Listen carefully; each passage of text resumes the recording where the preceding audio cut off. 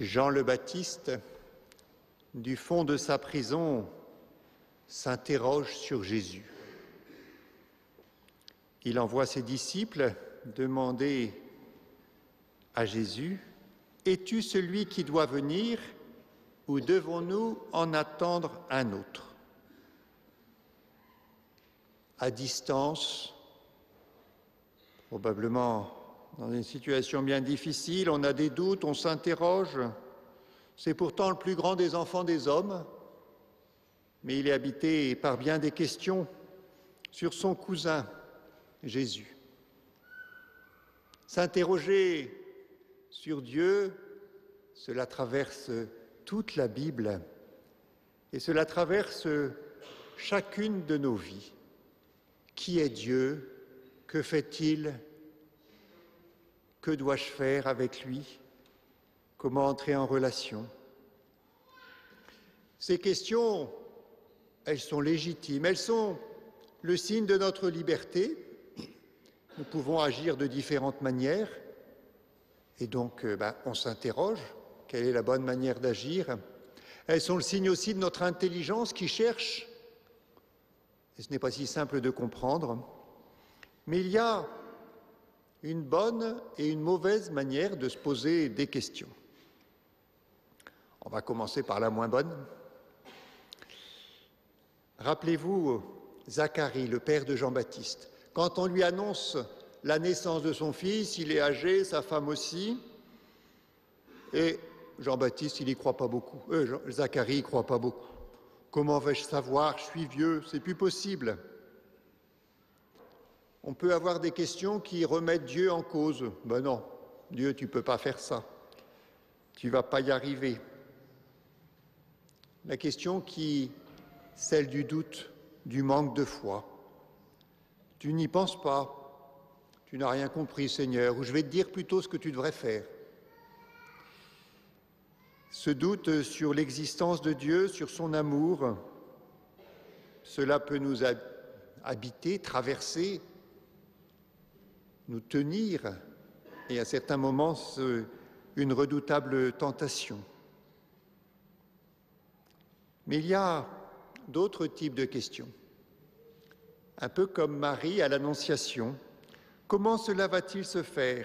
Qu'est-ce que tu attends de moi? Je ne comprends pas tout, mais je commence par te faire confiance et il va falloir que tu m'aides.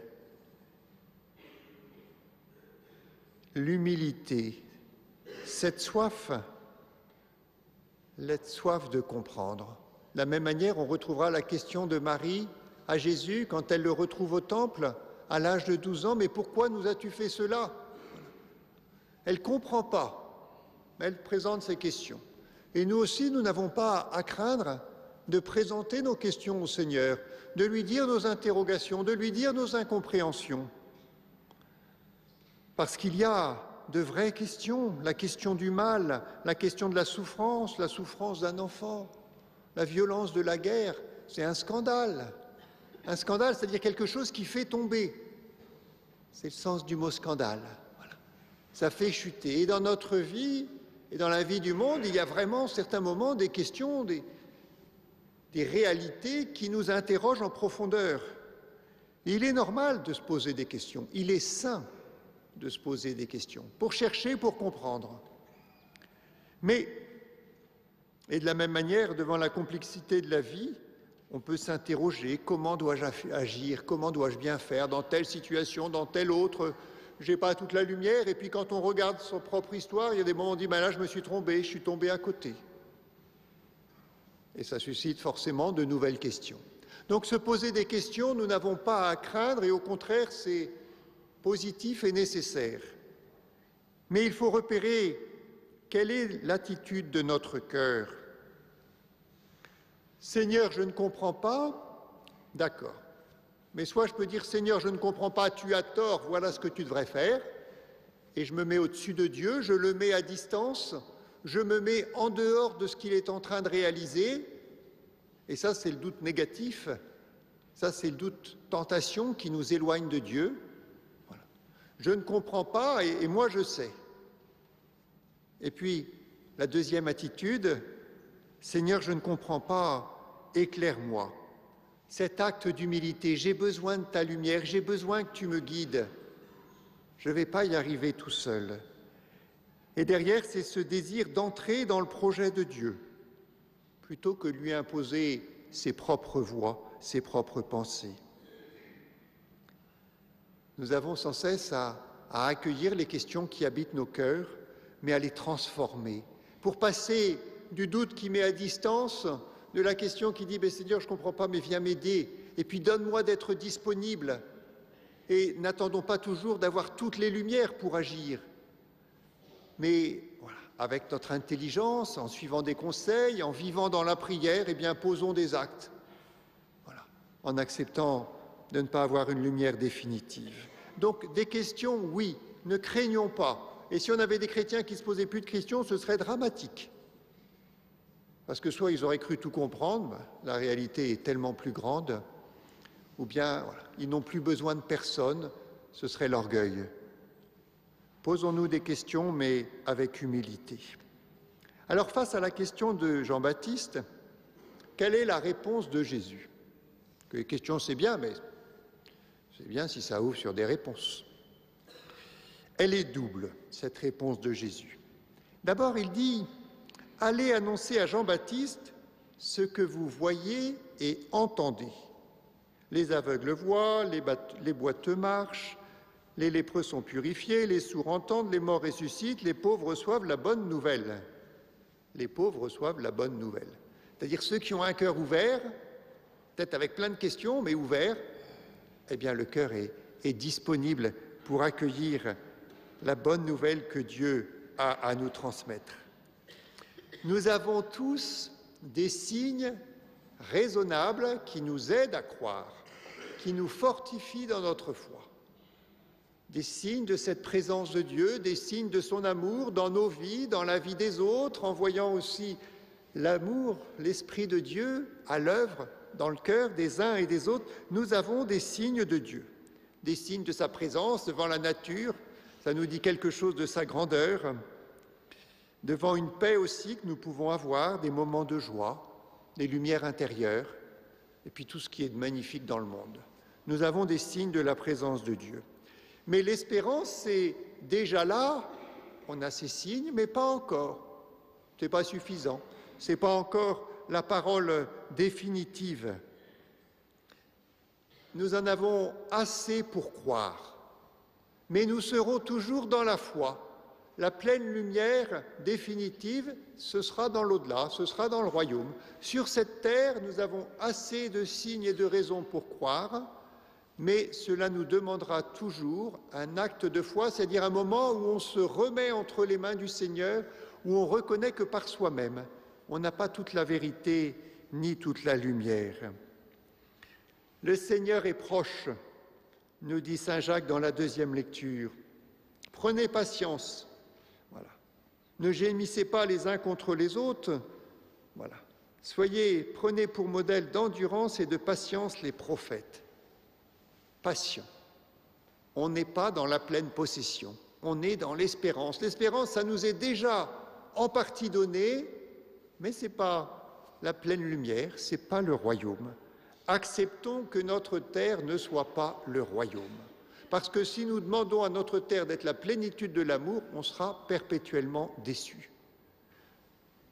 La terre, c'est le chemin vers le royaume, c'est le lieu du combat, c'est le lieu de l'amour.